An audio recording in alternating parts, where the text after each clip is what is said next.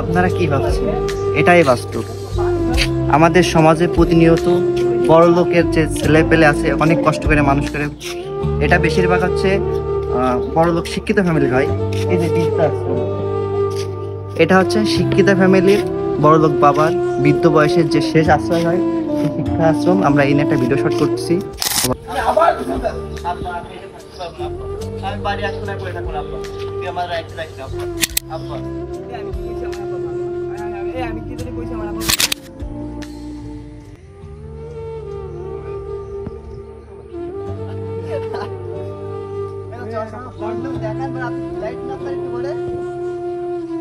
ঘড়ি থাকলে ভালো হয়, তোমার টাইম দেখতো।